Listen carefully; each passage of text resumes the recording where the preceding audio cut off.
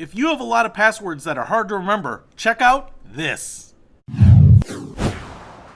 What's happening, Panda Nation? Peter Von Panda here. We have lots of logins, passwords, those types of things that we have to remember, and I am kind of falling in love with these. They are password books, books meant to hold your logins in one place. You might be saying, isn't that super unsafe? Isn't that what they say not to do? Write your password on a Post-it? Well, something like this is going to help you have all your passwords at the ready, and you should probably take it with you, secure it somewhere, lock drawer in a desk. But to be honest, things written down, I think, are more secure than anything that you might be using, like a password manager, your browser password saver, those types of things that are potentially hackable. I feel like anything digital is hackable, but something on paper, inside a drawer, inside a desk, inside your home is probably the least hackable. So this is pretty cool. It's an A5 size, which means it's not that big. It's actually exactly 6 inches wide and 8¼ inches tall. So if you do have one of the A5 leather covers, you could wrap this up.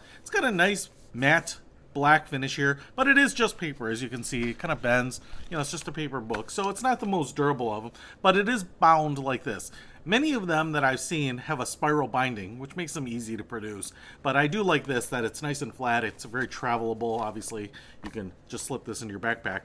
But what I also like about this, and what I like most about it, is the tabs. So if I just flip this open here, what I want to show you is that each section is one letter, which is what you might expect, right?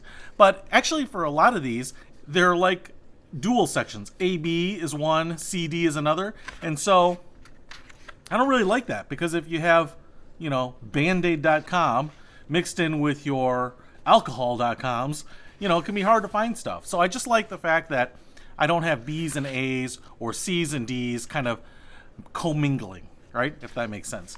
So you do have that. Now, they aren't actually tabs. They're just kind of marked on the page, but that's fine with me. It's going to be easy to find. And actually, I don't mind the tabs sticking out, because sometimes they can get beat up pretty badly and even fall away. Now, what I like about this is you can put your website up here, the email used, or your username. Sometimes they're different. Many times they're different.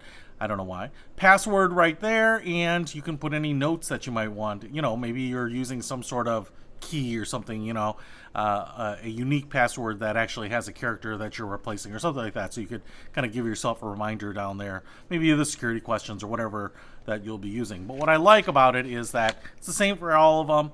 And, you know, I mean, I probably have hundreds of logins, maybe a dozen that I use on a regular basis, probably. The rest I don't use but once a year, maybe not even that. And so it's just really nice that I don't have to reset my password every time I've forgotten it. I can actually go back to something like this and find it. Now, if you are trying to break into my house to find my password book, I can tell you it's always secured, so good luck. But as you can see, you can go all the way down here to the zebra.com webpage. So pretty cool. I don't know, if you want something like this, this was only like $6. I'll put a link to it in the description below. Peter Von Panda, out.